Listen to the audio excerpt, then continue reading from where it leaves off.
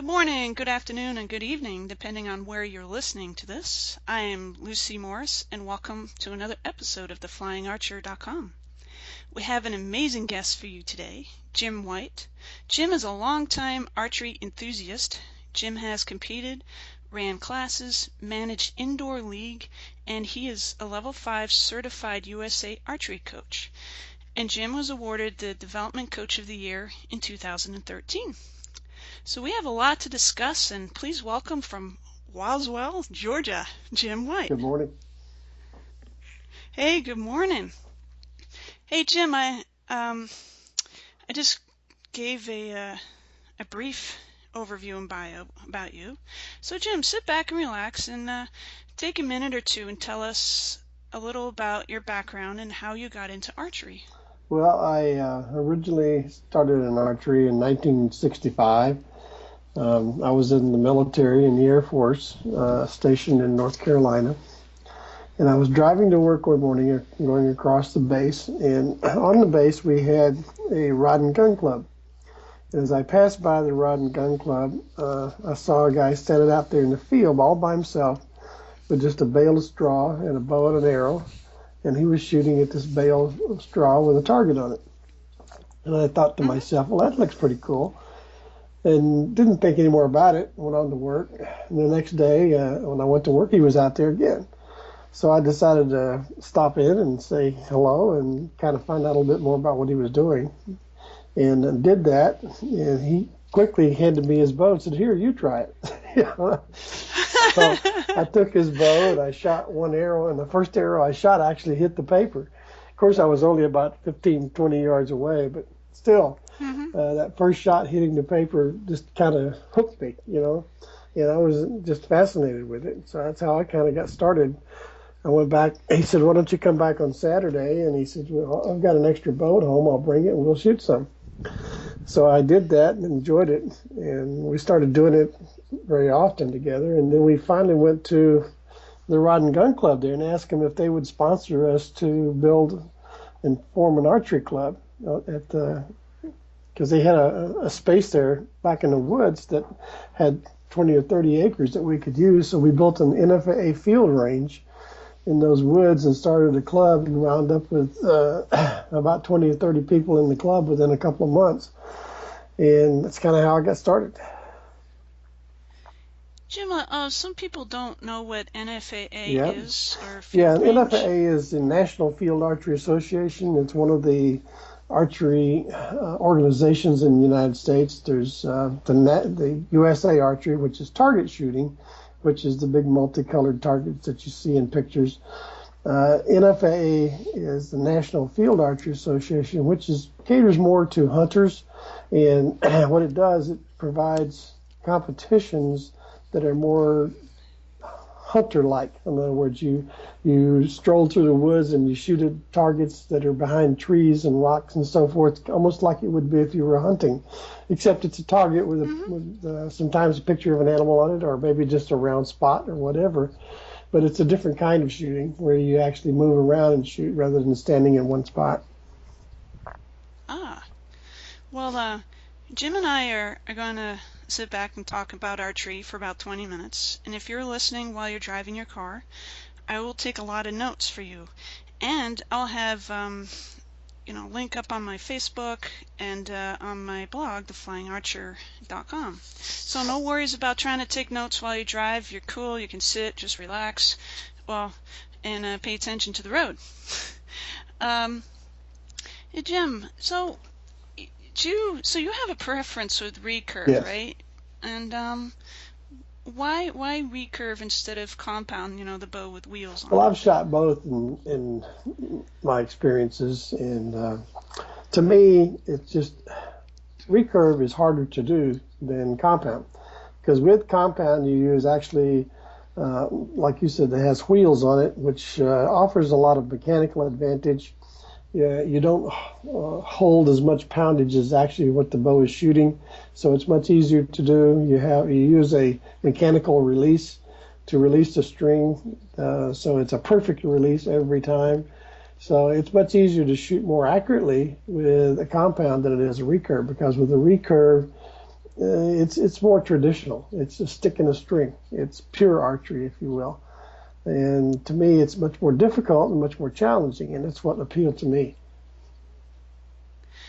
Well, though you can, we see a lot of people with gadgets on recurve Sure. bows. Do people need them? Not necessarily, no. There's a class of shooting competition called bear bow, which is basically a bear bow, if you will.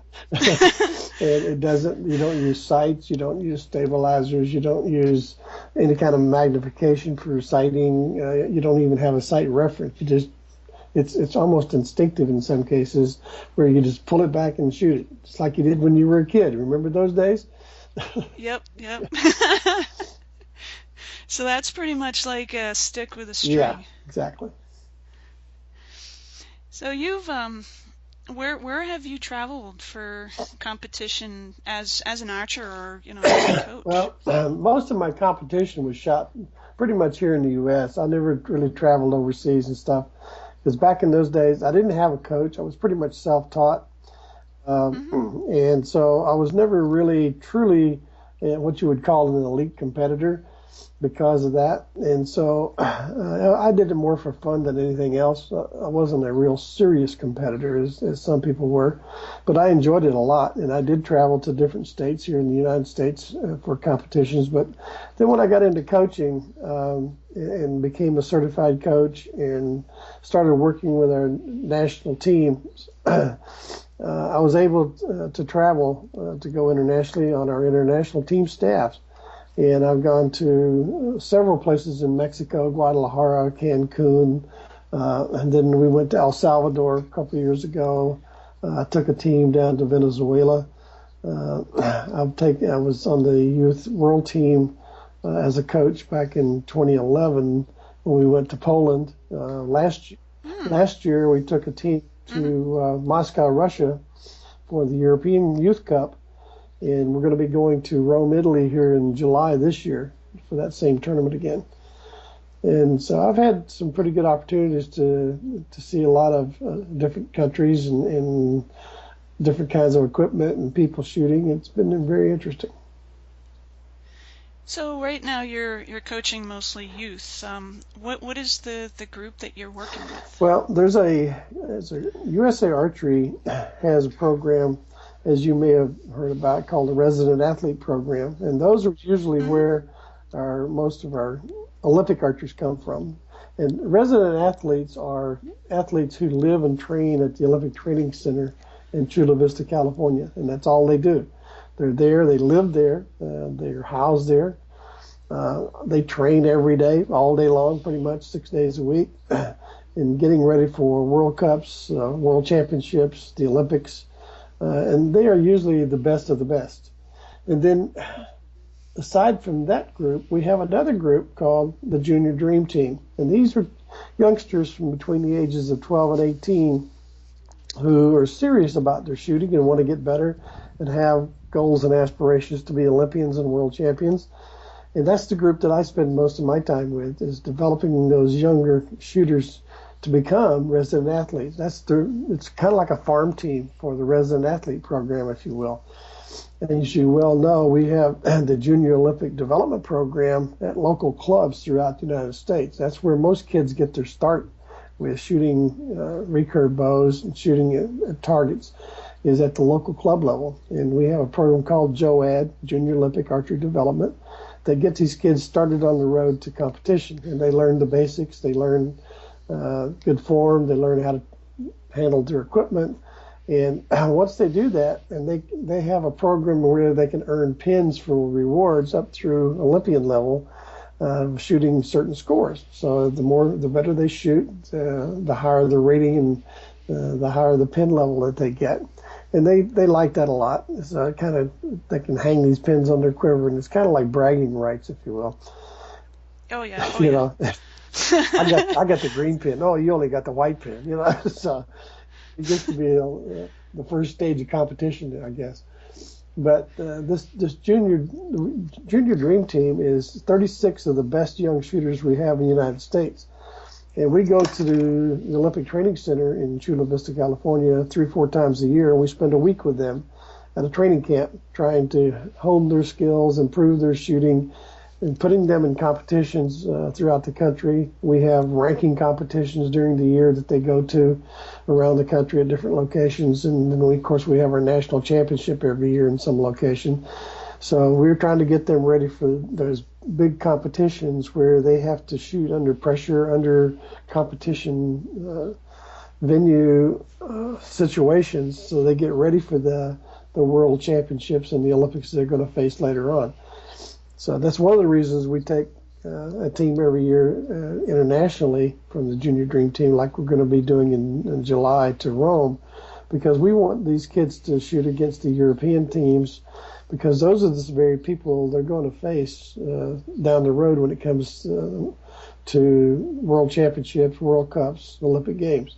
So the sooner and better that they're able to understand their competition and have actually shot against them, it helps. So it's a developmental thing. It's really wonderful to hear this, because a lot of my archery students, my youth, don't realize that there's such an opportunity out there as the Junior Dream Team. And I've had the opportunity to be out at Chula Vista and also Colorado Springs, and just really impressed with the training program. Man, it's intense.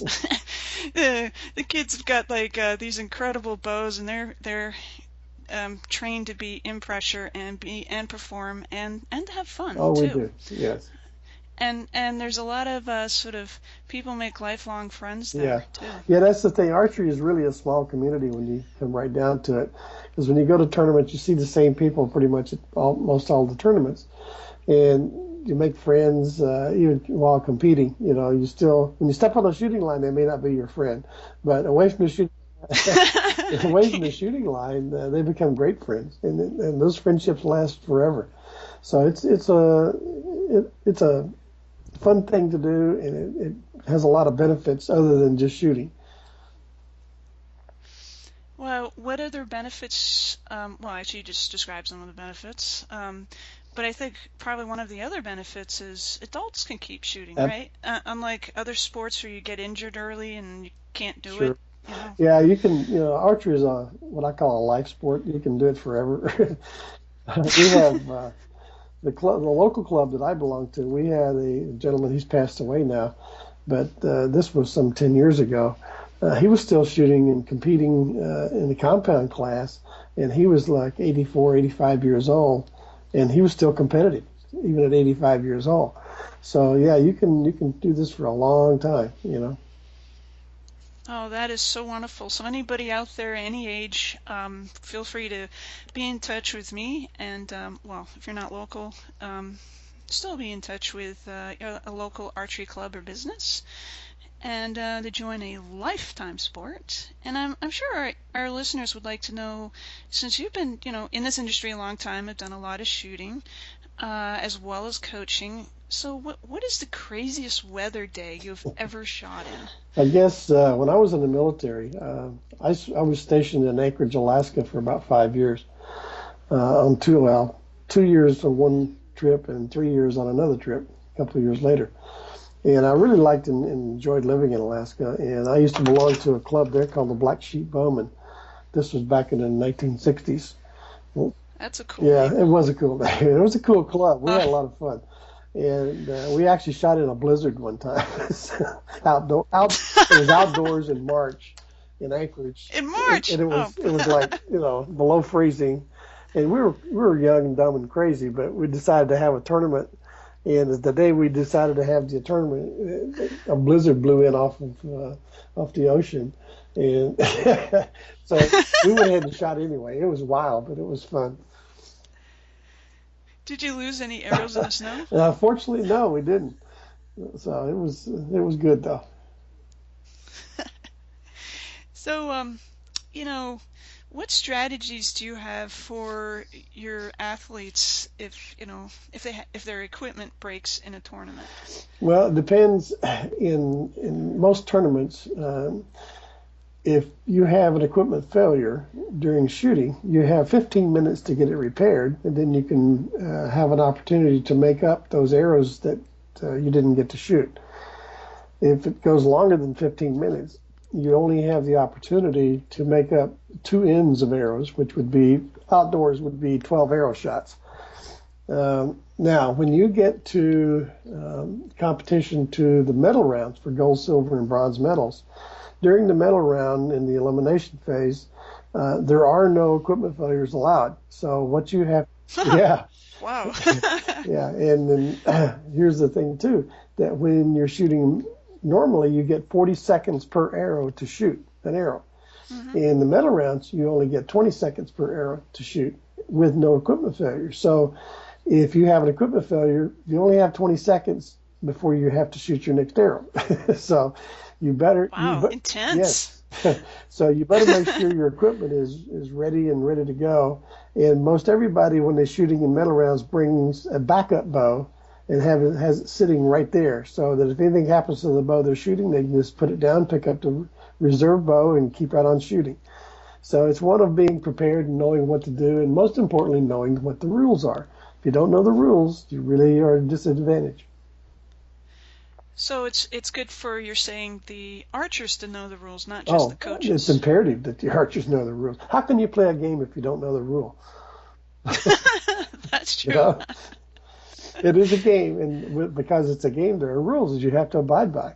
So the first thing that you need to do as a coach is to teach your archers what the rules are. And I do that all the time with my archers. I will assign them a section of the rule book to go and read, and then next week when I see them, I'll quiz them and see if they did it. You know, I say, okay, here's a situation. What's the rule on that?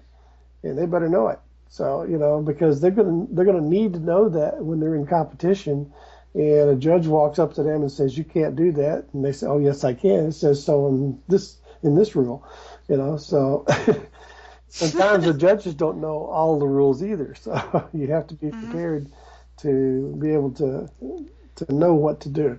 So yeah, if you're going to play the game, you got to know the rule.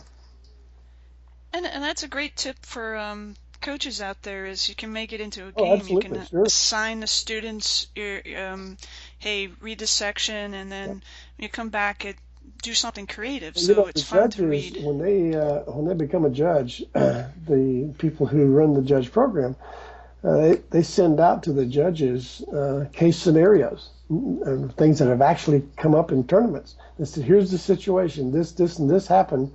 How would you rule on that as a judge? And they have to go and figure out what would be the correct ruling for this and cite the rule back to them that where they got their information from.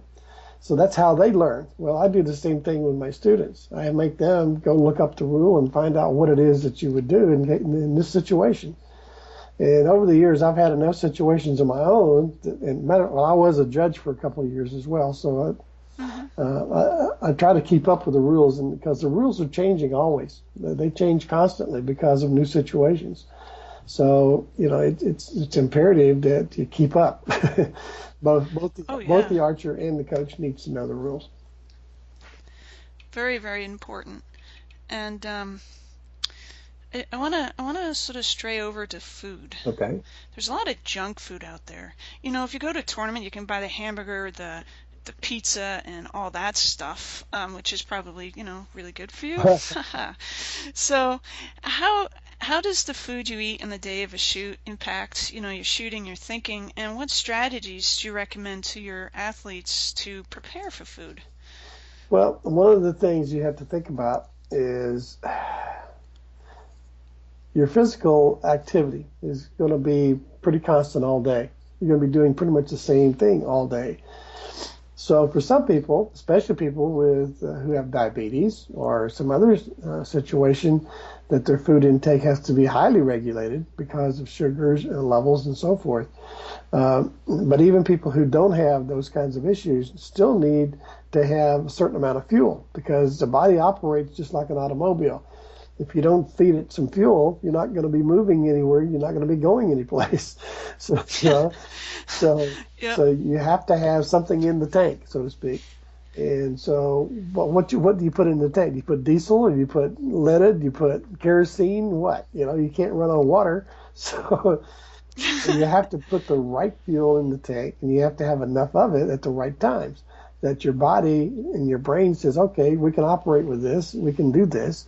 So, and it's different for everybody. But generally speaking, you want to stay away from those pizza and hamburger lunch menus and stick with something that's more healthy. Granola bars are great for snacks, bananas, any kind of fresh fruit, apples, grapes, oranges, you can make your own trail mix. You can do all sorts of things, and then go have a meal after you're done. But just snack during the day. Don't try to load up with a big sandwich in mid-competition and have it just sitting in your stomach. Just keep it light and space it out, and so that you kind of try to maintain a constant energy level and a constant sugar level. That's what's important. So basically, to prevent your craving for wanting that slice of pizza, which got that smell going through your ears, have that I almost said Snickers bar, but that's wrong. Have that granola bar in your pocket, ready to go.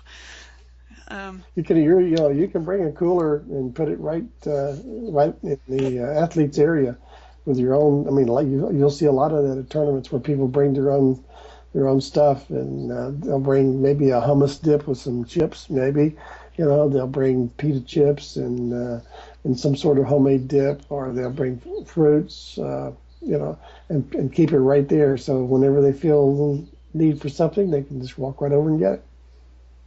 Oh, that's a great idea. And I know that archery, it's a mind game. At the Olympic Training Center, I remember when Coach Lee, our Olympic coach, talked about at the Olympics how the audience, the crowd, is actually very close to the actually archer. So there's potential for a lot of distraction because the audience can actually hear the coach talk with the archer and stuff like that, which is not really that extreme when you're at like these local competitions, but there's always stuff that's going on around people, and people maybe try to distract other people, which is wrong. But what do you recommend on how to help people stay in the moment and not be distracted with everything going around them? Yeah, it can be difficult. Distractions happen all the time, and sometimes you get distracted by stuff that's even in the background noise that you don't even think about you hearing, even though it's there. I think the best thing probably to combat that is to have a good pre-planned mental program in your head. In other words, just think about if you had a CD disc that you stuck in your head and you could turn it on and off whenever you wanted, and you had some sort of a program on there that would just play. Let's say your nose would be your on-off button. So you just reach up and start to push your nose and you start the program. And it might just be nothing more than when you're shooting, in order to stay focused. What I suggest to a lot of my students is to just, as you're performing your shot routine, we have certain steps that you perform, like load, or like set up, load, anchor, transfer. Those are steps in the shot cycle. So what I have them to do, as you tell them, is that as you're performing the shot cycle, repeat those steps in your own head. So that, one, make sure that you're doing them correctly. Two, gives you something to focus on. And three, it will actually help you set your rhythm and timing to the shot if you repeat them the same way every time. And having a rhythm and timing to the shot is critical for consistency, and consistency wins. So if you have this program set up, all you got to do is just visually or mentally just push your nose, start your program, and when it's done and when you're finished it, follow through. Now you can relax and you can listen to all the stuff going on around you if you want. But when you're shooting, just remember, push your nose, start the program, let it run, and pay attention only to that. And it generally works pretty well. What a great technique. And actually then that allows you as the coach to kind of know what's going on with your archer too. Absolutely. Now, I know that there's probably some brand new archers out there, or people just getting into archery, and they may want to know, like, what were your early challenges when you started shooting? Well, for me, it was just learning how to, because once again, I was self-taught, if you recall me saying that, learning how to set up my equipment so that it performed at its peak, There was not a lot of information available back then like there is today on how to tune and how to set up a bow for yourself. And if you have a coach, your coach should be able to help you do that as well. But having the equipment matched to you and the way you shoot is pretty critical. And that's one of the hardest things that I see to overcome right now, even as a coach, because people will come to me and they say, well, I've got this bow that I bought down at the local sporting goods store.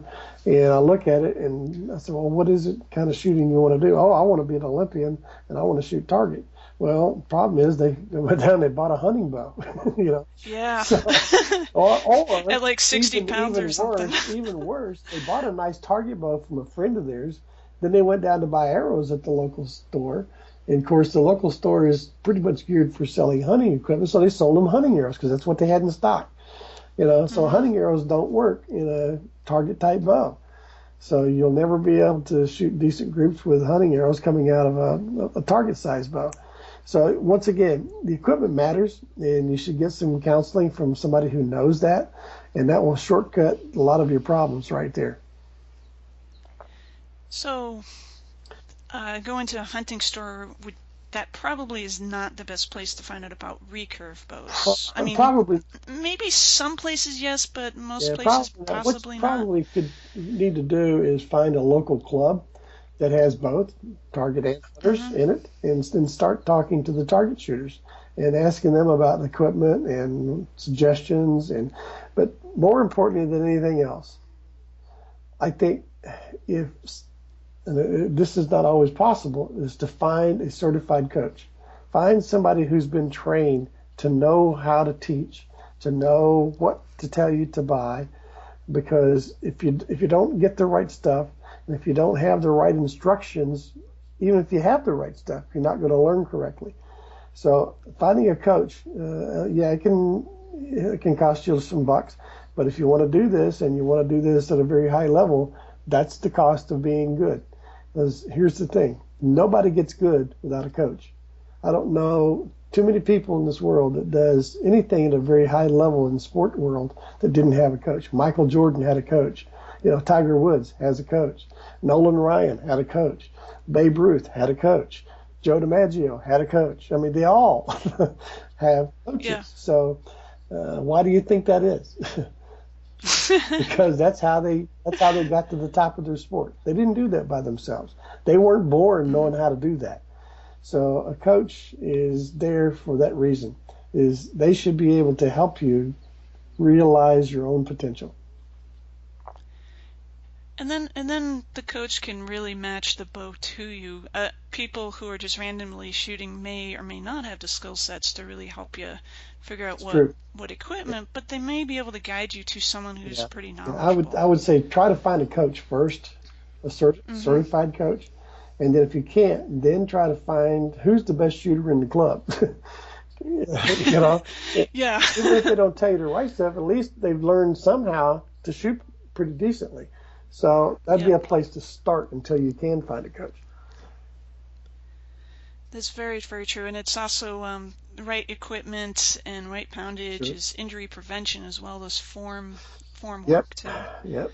The National Training System, better known as NTS, is what we teach, and that's what we teach to our Olympic athletes. That's what we teach to our Junior Dream Team, and that's what most all the coaches that are being certified today agree to teach. Is Coach Lee's NTS system, and because if it's used correctly, it will prevent injuries. It's a proven fact. So it's a good place to start. Learn NTS. And Coach Lee is, for those of you who may not be totally into the archery world yet, but now you will, is the current Olympic coach, and very nice guy. I've met him a few times, and so back to the thinking. We all do a lot of thinking, but what do you, Jim, when you were shooting, what were you thinking about while you were on the range shooting? While I was competing or practicing? That's a good question. Both. Okay.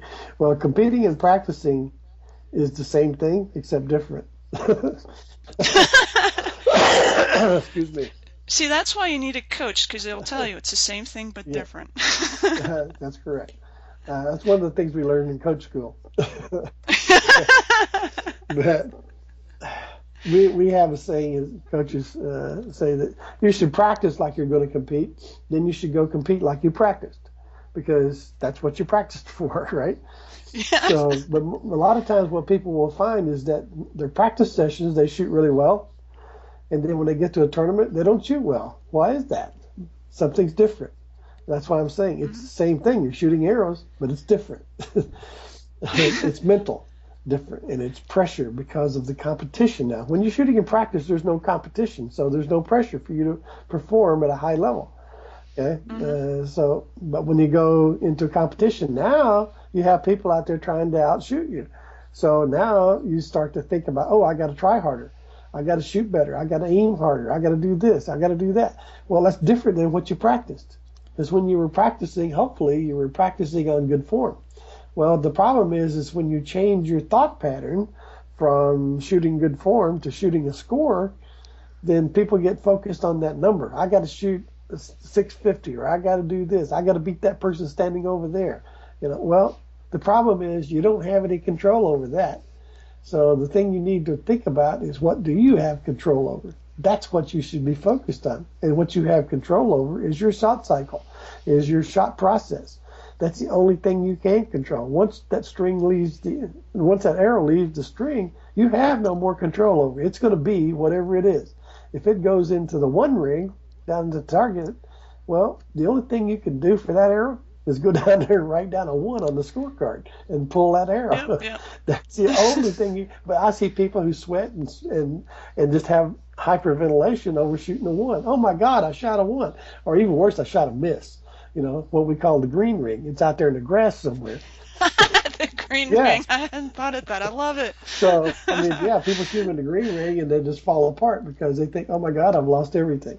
Well, that's only 10 points. You got a lot of arrows to shoot. So don't give up just because you shot a miss.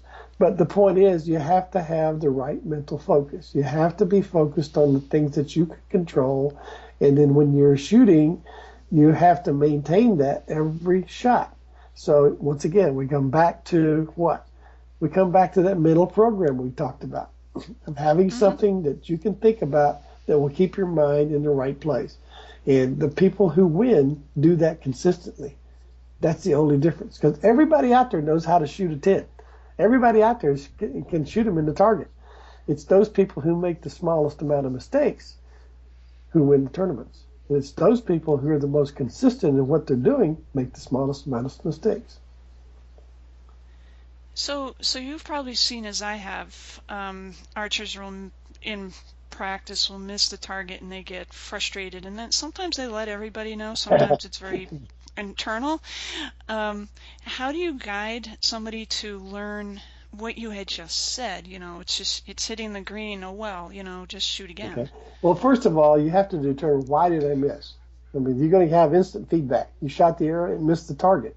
Well, generally speaking, as soon as you shoot an arrow, you pretty much know where it's going just by feel. I mean, That's true. how Yeah. many times have you shot an arrow, and as soon as you shot the arrow, you said, oh, I know that's a 10. It felt so good. And Yeah. sure enough, it was a 10.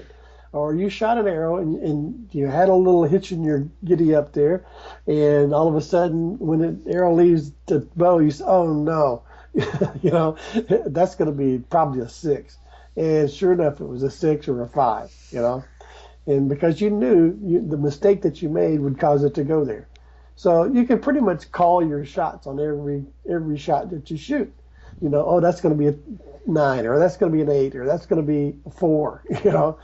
So, but the first thing you have to do is assess the shot you just made. Did it go where I expected it to go? If it did, then you probably know what you did wrong. Okay, but sometimes you'll shoot a shot and you'll say, oh, that felt like a 10. Boom. Well, it turned out to be a 6. Well, whoa, what happened? It felt like a good shot. First thing you want to do is check your equipment. Is my arrow rest falling off? Is it loose? Maybe the arrow has a loose fletching or a busted knock. What happened? So if you can determine that it was not anything to do with the equipment, then obviously it was something you did unconsciously that caused the arrow not to go where you thought. So you have to assess your shot first, and figure out why did it go where it went, and then start to make an immediate correction. So how do you make a correction? You don't try to do something different. You just try to do your regular shot routine. So the thing is to get back on your routine very quickly. Go back to your little CD, push your nose, start your... That's awesome. Do your little reset button and just stick with the program, because that's what got you to where you are already. So stay with the basics, and then you'll find very quickly you can come right back and shoot a 10. And once you do that, it's like you're driving down the road and all of a sudden you run off into the ditch and you yank the wheel and now you're back up on the road again. Yep. It's that little reset button yanking the wheel. Okay. It's yeah, and two thoughts can not be in the same place at the same time. So when you focus on what you're just saying, then it keeps you focused from everything else going on around you. Mental focus is everything. I mean, here's the thing. People say, if I ask you, Lucy, describe archery for me in terms of percentage of physical and mental, what would you say? Archery is what percentage physical? I would say I would go mental first. Okay. It's like 98% mental and maybe several percent physical. It'll only leave you 2% physical, right? Yeah. Okay. So let's just say 90% mental and 10%. Yeah, let's do 90%. 90% mental and 10% physical, right? And we all agree that archery is 90% mental and only 10% physical, because the act of shooting an arrow is physically small movements. Okay, it's not a lot. Yep. It's not like running a race or playing a contact sport. So if we say archery is 90% mental and 10% physical, how much of the time do you spend when you're shooting archery? How much time do you spend on the physical part, and how much time do you spend on the mental part? Way more in the mental part. You do? Yeah. How much time do you spend practicing your mental game? Oh, good question. Yeah. 50%? Not enough. 50%? You spend half your time spending on mental and half on physical? Should be more on mental. Should be. But we don't. We don't. We spend probably just the opposite of what we say archery is. We probably spend 90% of our time shooting arrows and only 10% on the mental game. Mm-hmm. Does that make sense to you? I'm going to ask you the Dr. Phil question. Mm-hmm. How's that working for you? See? That's a really good question. So if we say, and we all agree, that archery is 90% mental and 10% physical, then why aren't we spending 90% of our time working on the mental part and only 10% of the time on the physical part? That seems to me that would make a lot of sense. Mm-hmm. But nobody wants to do that. They want to shoot arrows. Yep. So I think what you'll find, though, is the people who are really at the top of the game are probably spending at least 50% of the time on mental and 50% of the time on physical. And the more they spend on mental, the better they get. Ask any of them. They'll tell you that. Oh, that's really interesting. So, have you ever interviewed top-level archers and asked them that question? That might be a great project for somebody. That's a great thing, and probably any high-level athlete as well. They'd love to talk to you.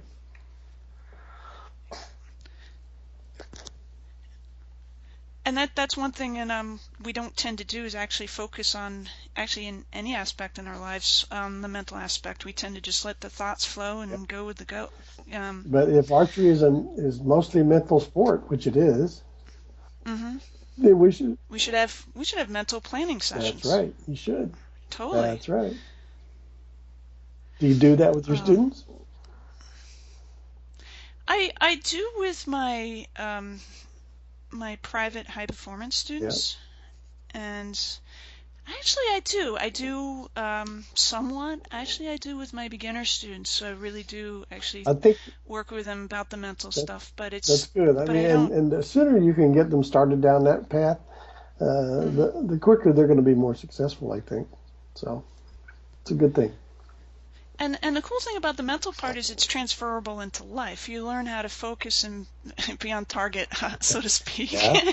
But even if you're off target, but that's what it is. You're off target what you think the target should be, and you bring your mind back to, focusing on form. You're actually teaching yourself how to stay calm, stay relaxed, and do what you're doing instead of letting your mind wander in different directions, which is an incredible skill set in itself. Yep. And well, Jim, I have just looked at the time, and it's just seemed to have just like flown by. And there you go, listeners. I also just took like half a page of notes, and I'll have them at the flyingarcher.com. And you can connect with Jim on his Facebook page, just Jim White, correct? It's Jim.White97. Jim.White.97. No, no, And just I got it just wrong. one dot. Jim.White97. What he just said. Yeah. Um, so I actually two things. I just have one other question for you. How would you describe what it feels like to shoot an arrow? And this would be to someone who has never shot before. I still remember my first arrow that I shot with that guy's bow. Now, I'd shot bow and arrows before when I was a kid because I grew up on a farm down in Tennessee. And my cousin and we used to make bows and arrows all the time. They were just homemade things out of literally just taking a string, Mm-hmm. But to shoot a real bow with a real arrow and watch it go to the target. Watching it go to the target was the most fascinating thing I think I had ever done up to that point. Because I had also grown up around guns when I was a kid. I had my own rifle when I was a young kid, about 8 or 9 years old. Because on a farm, that's what you do. You learn how to shoot, hunt, and all of that. But shooting a rifle was a lot of fun, but you couldn't see the bullet go to the target. You could only see the result after it got there, the hole in the target. Yeah, yeah. But watching the arrow go to the target, and you could start to anticipate where it was going to hit before it got there, and you could see the success in its making that you were going to have with that shot. And that was what fascinated me to no end. So it was just a feeling of, I'm doing this, and this is what's happening, and I can watch it happen as it happens. I don't know if that makes sense or not, but it was an amazing feeling. I've recently have had my student shoot use flu-flus. Oh yeah, that's fun. Which are, to describe, I don't know, they kind of got big feathers, and I have like those bamboo ones, so they're not like, I think it's bamboo, I don't think it's wood, I'm not sure. But when you shoot them, you can hear them Yeah. through the air, and you can really see Yeah, them typically flying. they'll only go about 25 yards. Not mine. Oh, really? No, I was kind of impressed. Actually, my students loved it. Depends on the size of So, feathers and stuff. Yeah. well, some of them will. Well, you got to really point up. Yeah. Um, so, Jim, this has been great, and I want to give you the last word. Um, and we kind of got to talk about the mental aspect, and I was wondering if you could just leave us with a mental aspect, like a pearl of wisdom or an inspiration about that you could leave with us. The middle aspect of archery. I guess what I could say about that is that over the years I've found that it's truly a very mental game. And the mental game is you competing against yourself, really. It's you trying to eliminate the small variables that cause you not to be successful in your shooting. So the more you practice your mental game, the better you're going to get, because that's where you control your shot. It's not with your fingers, it's not with your hands, it's with your mind. So change your focus on what you're doing and work on the mental game more than you work on the physical. Oh, that's wonderful. Thank you. Jim, thank you so much for being on the Oh, show. you're quite welcome. It was my pleasure.